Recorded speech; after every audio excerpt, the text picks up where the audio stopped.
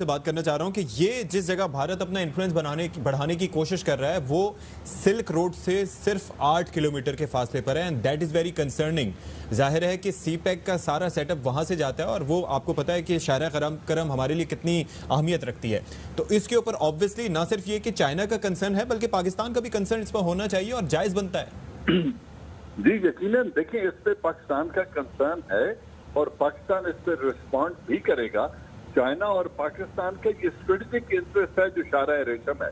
अब जो Pakistan army chief की स्टेटमेंट को मिसकोट करके मिसकंस्ट्रू करके वो पेश करने की कोशिश कर रहे हैं, ये इनका हमेशा से कोशिश रही है कि एक पाकिस्तान आर्मी को डिस्क्रेडिट किया जाए खुद लोगों की नजरों में, और एक जो कश्मीर के अंदर जो लोग हैं जो इस वक्त एलानिया अपने शहदा को पाकिस्तान के झंडों में दफना रहे हैं, उनको डिमोरलाइज करने के लिए ये उनको एक फॉल्स मैसेज देना चाहते हैं कि पाकिस्तान आर्मी को आपसे कोई दिलचस्पी नहीं है। मेरा ये ईमान है और मुझे यकीन है कि एक सीपाही से लेके पाकिस्तान आर्मी चीफ तक कोई भी शख्स हिंदुस्तान के साथ कश्मीर के ऊपर किसी किस्म की कोई लचक दिखाने को तैयार न है न होगा। और ये जो स्ट्रेटेजिक इशू है, सीपैक एक है, शारा रेशम 2 है, तो ये सियाचिन की एक्यूपेशन से लेके अब जो लद्दाख में ये बढ़ना चाहते हैं, ये यकीनन एक बड़े शह इनको मिली हुई है आजकल, उस पे ये पाकिस्तान के साथ चाइना के स्ट्रेटेजिक रिलेशन को और इस स्ट्रेटेजिक इंटरेस्ट को हर्ट करने के लिए उस एरिया में मूव करना चाहते हैं। न इनको चाइना मूव करने देगा और न पाकिस्तान मूव करने देगा, क्योंकि ये हमारी एक स्ट्रेटेजिक वल्नरेबिलिटी बनती है अगर हम इस पर खामोश रहे। हारिस नवाज साहब, चाइना के हाथों भारत को सुबकी का सामना करना पड़ा और भारत उसके बाद भीगी बिल्ली बन गया, लेकिन उसके बाद खामोशी इख्तियार की गई और अब जो डायवर्जन है वो पाकिस्तान की तरफ भारत की जानिब से की जा रही है। मीडिया के सहारे पाकिस्तान के खिलाफ हर्जा सराई शुरू कर दी गई है भारत की जानिब से। जी, और उससे आप ये देखें ना कि कितने इनकी ज़हनी पस्तगी है कि ये बात करें कि पाकिस्तान का एक कबूतर पकड़ लिया है, वो जासूसी करने आया था। इनकी मीडिया का इनका हाल है।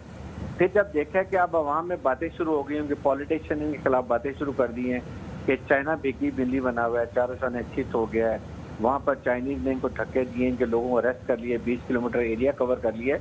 उसके ऊपर अब ये, क्योंकि अवाम ये कुछ कर सकते नहीं है, इनकी फौज तो अनट्रेंड है, कुछ भी नहीं कर सकती, तो इन्होंने अब ये जाके फिर कश्मीर की बात शुरू कर दी है, चाहे पाकिस्तान की बात कर रहे हैं, चाहे चीफ आर्मी साहब से मुतालिक बात कर रहे हैं। और ये नहीं पता कि हमारी फौज तो बैटल हार्डन्ड है, आप हमारा मुकाबला नहीं करते तो चाइना का क्या करेंगे। और फिर ये फंस इसलिए गए हैं कि अमेरिका ने इनको मिस यूज कर लिया है इस तरीके से कि कश्मीर, वो चाह रहा था कि कश्मीर भी जो है वो इंडिया को ले आए, फिर लद्दाख में इंडिया को बिठा दिया है ताकि सी पैक हमारा किसी हालत में कामयाब ना हो सके।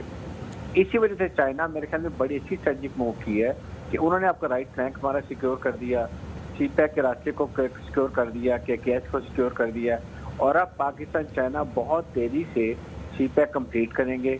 और जो ये एक इनिशिएटिव, फर्स्ट इनिशिएटिव है जो बोल्ड रहे इसका रोड का, बिल्कुल आपने सीपैक की बात की और इस तरह से भारत को ये भी मालूम हो गया कि ये एरिया सिक्योर हैं और चीन ने भारत को बता दिया कि आगे भी अगर ऐसी कोशिश करेगा तो इसी तरह की सुबकी का सामना करना पड़ेगा। जी बिल्कुल, ये this is the basic reason जिसकी वजह से अब इनको परेशानी हो गई है। और फिर आपने सुना पेंटागन ने 4-5 दिन पहले ही कहा है कि हम चाइना को डिफीट नहीं कर सकते, इसलिए अब मेरे ख्याल में इंडिया को उन्होंने फंसा दिया है। इंडिया को दोनों तरफ से मार पड़ेगी, इधर कश्मीरी मारेंगे, उधर चाइना मारेंगे। पाकिस्तान ने लाइन ऑफ कंट्रोल को बड़ी चीज से डोमिनेट किया हुआ है। अब ये समझ नहीं आ रही है और ये टच एंड डाइवर्ट करने के लिए इसलिए चीफ आर्मी साहब गए थे इंडिया को मैसेज देने के लिए यहाँ पर कश्मीर में कि don't do any mission venture, आप कोई भी ऐसा ना करें जिसमें आपका 27 फरवरी का इंसिडेंट वो आप ना भूलें, ना कभी भूलेंगे। अच्छा जनरल साहब, जनरल अमजद शेख साहब, ये जरा फरमाइएगा, ये जो अमेरिका फैक्टर है, जो पेंटागन फैक्टर है, वो आप किस साइड टिल्ट होता हुआ देख रहे हैं, कंसिडरिंग द फैक्ट कि सी पैक के हवाले से ऑलरेडी एलिस वेल साहब भी और इसके अलावा दीगर भी अपने कंसर्न शो कर चुके हैं और ऑब्वियसली उनकी आंखों में भी ये खटकता है, प्लस भारत को हारपून मिसाइल फराहम करने के हवाले से पाकिस्तान अपने कंसर्न शो कर चुका है, लेकिन उसके बावजूद आई थिंक कि वो भी मामला आगे प्रोसीड होता हुआ दिखाई दे रहा है। इसमें पाकिस्तान अपने इंटरेस्ट को कैसे सेफ गार्ड करे? इस मामले को हाईलाइट करते हुए भी? देखिए, पाकिस्तान के लिए मामला निस्बतन सिंपल है। हमने हमेशा ये कहा है कि हम अक़वाम मुत्तहिदा की करारदादों का एहतराम करते हैं, ठीक है। और हम चाहते हैं कि ये तनाज़ा जो हैं उसकी रोशनी में हल हों।